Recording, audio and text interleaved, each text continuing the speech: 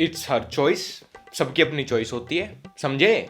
नेहा दीदी ने कहा है रोडीज एक ऐसा गेम शो है जहां पे खेलने और खिलाने वाले दोनों ही लोगों को ये नहीं पता होता कि उनका करियर आखिर कौन सी डायरेक्शन में जा रहा है। लाइक कुछ लो आईक्यू और किसी भी मोमेंट पे कुछ भी इलॉजिकल बात बोलने वाले, कुछ 24 घंटे गांजे के नशे में एक बंद कमरे में भी सनग्लासेस लगा के कूल बनने के लिए एक सेंटेंस में 10-10 बार फक फक फक बोलने वाले, रैप छोड़ के फ्लॉप डिस और पेड व्यू सॉन्ग के साथ अरशद के डॉक्यूमेंट ढूंढने वाले,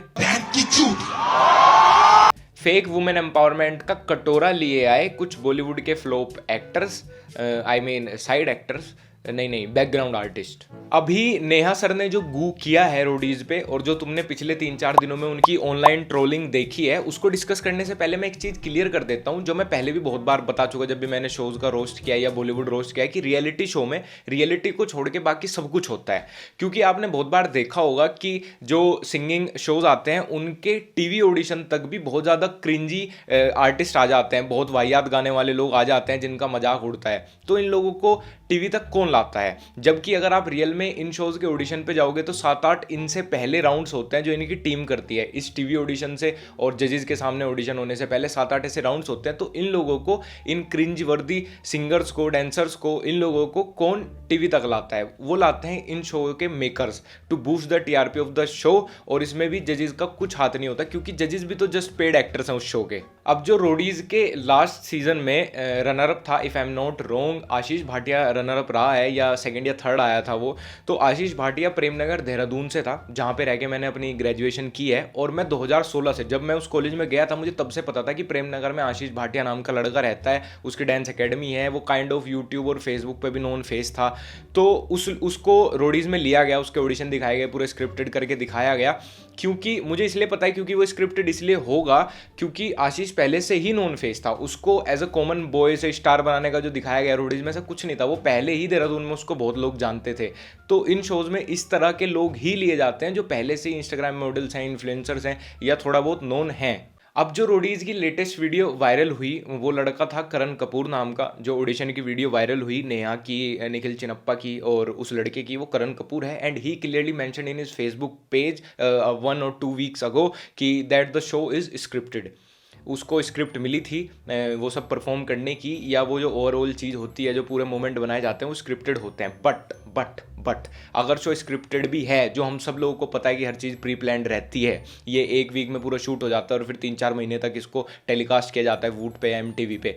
लेकिन अगर ये स्क्रिप्टेड भी है तो कितना बड़ा डर्टी गेम है ये कि शो मेकर्स या जजेस इस तरीके से पोर्ट्रे कराते हैं उस एक लड़के से पहले ऐसी गलत चीज़ बुलवानी और उसके बाद यूथ में ऐसा मैसेज देना कि ये शो तो बहुत ज़्यादा वुमेन एम्पावरमेंट को सपोर्ट करता है। और लड़की अगर किसी लड़के को थप्पड़ भी मारे, अगर 5 बॉयफ्रेंड भी बना ले, अपने बाप को भी थप्पड़ मारे, वो ठीक है। लेकिन लड़का अगर कुछ ऐसा कर दे गलती होने के बावजूद भी सामने वाले की, तो लड़का अपोजिट जेंडर पे ना अब्यूज कर सकता ना उसको मार सकता। लेकिन अगर लड़की यही सब कर दे तो लोग हंसते हैं, उसको सैल्यूट मारते हैं। अकॉर्डिंग टू नेहा मैम, लड़की की अगर एक कमिटेड रिलेशनशिप है भी, उसके बावजूद भी वो 5 बॉयफ्रेंड बना रही है, तो आप उसका कैरेक्टर जज नहीं कर सकते। Okay, very good.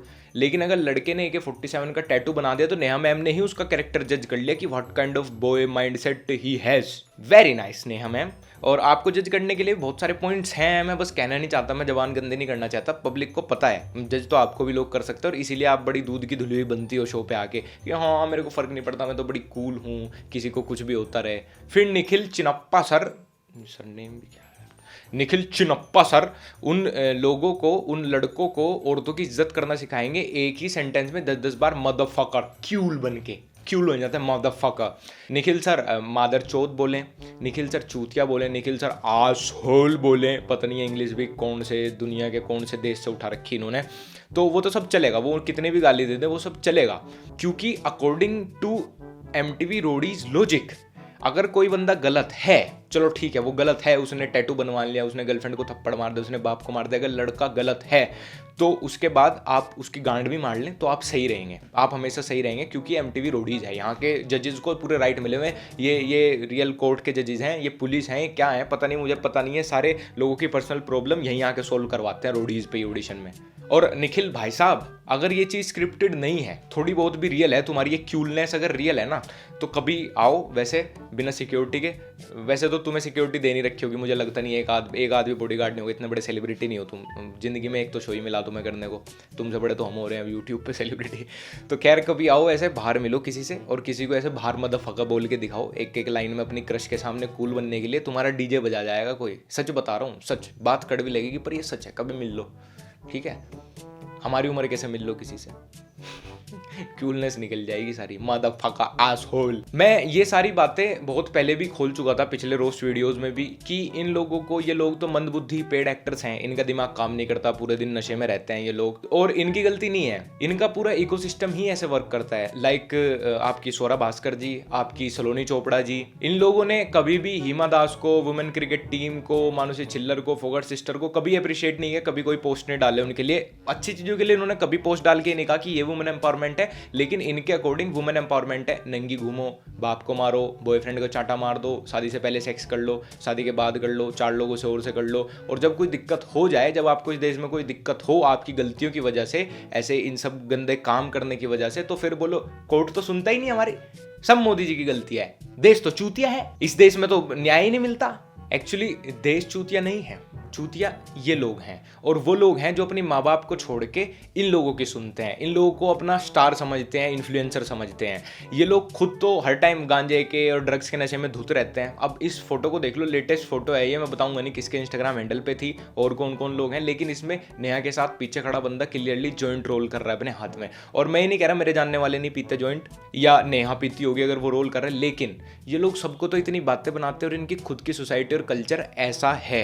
5-6 महीने पहले करण जौहर की हाउस पार्टी की एक वीडियो करण जौहर ने नशे में अपने इंस्टाग्राम हैंडल पर डाल दी थी, जिसमें आपके social empowered artist like heroine Deepika Padukone, Varun Dhawan, Vicky Kaushal drugs के नशे में धुत थे, और इसीलिए उस वीडियो पे कंट्रोवर्सी हुई थी, और वो वीडियो भी फिर इंस्टाग्राम से डिलीट कर दी थी करण जौहर ने। ये और इनकी सोसाइटी, इनका कल्चर ऐसा है, और तुम लोग इनसे अकल लेते हो। सबसे बड़े डिप्लोमेटिक ये लोग होते हैं, सबसे बड़े हिपोक्रेट ये लोग होते हैं, सबसे बड़े क्रॉस स्टेटमेंट्स ये लोग देते हैं, इनके सारे लॉजिक्स स्टूपिड होते हैं, इनकी सारी बातें, सारा ज्ञान बेसलेस होता है, इनकी कब खुद की ज़िंदगी में इनकी शादी हो रही है, कब इनके बच्चे हो रहे हैं, कब इनके तलाक हो रहे हैं, इन्हें खुद अपनी ज़िंदगी पे कंट्रोल नहीं है, तुम्हें तो ये ज़िंदगी का क्या ज्ञान देंगे।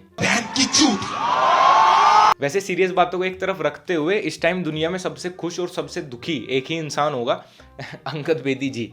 खुश इसलिए क्योंकि उनकी खुद की वाइफ ने बोला है, तो वो कितने भी गर्लफ्रेंड बना सकते हैं, इट्स हिज चॉइस। और दुखी इसलिए क्योंकि वाइफ की भी अपनी चॉइस होगी। अरे माँ चुदी पर ही अचानक बता रहे हो करे। चलिए, ये शायद सुनते नहीं हैं। इतना ट्रोल होने के बाद नेहा सर को और बाकी भी लो IQ, ब्रेनलेस और क्या बोलूँ, हाँ, मंदबुद्धि, अंध पेड एक्टर्स को भी पता चल गया होगा कि सोशल मीडिया पे गू करना कितना भारी पड़ सकता है। और ये सब चूतिया रघुराजी वाले रोडीज तक ही अच्छे लगते थे और चलते थे, क्योंकि हम लोग भी छोटे थे। जो अब इस टाइम पे यूथ बन चुका वो छोटा था, FB, इंस्टा, सोशल मीडिया इतना एक्टिव नहीं था, बिहाइंड द शूट की क्लिप वायरल नहीं होती थी, तो तब तक ये सब कुछ अच्छा लगता था, हम भी लोग देखते थे ड्रामा, हमें भी लगता था रियल है। लेकिन अब ऑडियंस इवोल्व हो चुकी है, तो मैं शो के मेकर से यही कहूँगा, अगर यूथ बेस्ड शो बनाना है तो कुछ अच्छा बनाओ और दिमागदार सेलिब्रिटीज़ के साथ बनाओ और कुछ प्रोडक्टिव बनाओ, वरना तो छोड़ दो शोज़ बनाना, क्योंकि अब मजाक ही बनना है इन शोज़। तो भैया वीडियो कंप्लीटली आप ही की डिमांड पे बनी थी और बन गई। बता देना कैसी लगी, कमेंट सेक्शन में बता देना, अपनी राय भी बता देना। ये सब कुछ जो हुआ, जितना कंट्रोवर्सी ड्रामा हुआ, इस सब के लिए भी बता देना, अपने विचार भी बता देना कमेंट में इन रियलिटी शोज़ को लेकर। मेरे को इंस्टाग्राम पर लक्ष्य चौधरी ऑफिशियल फॉलो करना ना भूलें मेरी रियल लाइफ अपडेट्स के लिए, और बाकी भी सोशल मीडिया जितने भी हैंडल्स हैं सब डिस्क्रिप्शन में हैं। फिर मिलते हैं नई वीडियो के साथ। क्योंकि 6 महीने रुक जा मेरी बॉडी बनने वाली है, 6 महीने रुक जा मेरी बॉडी बनने वाली है, 6 महीने रुक जा मेरी बॉडी बनने वाली है।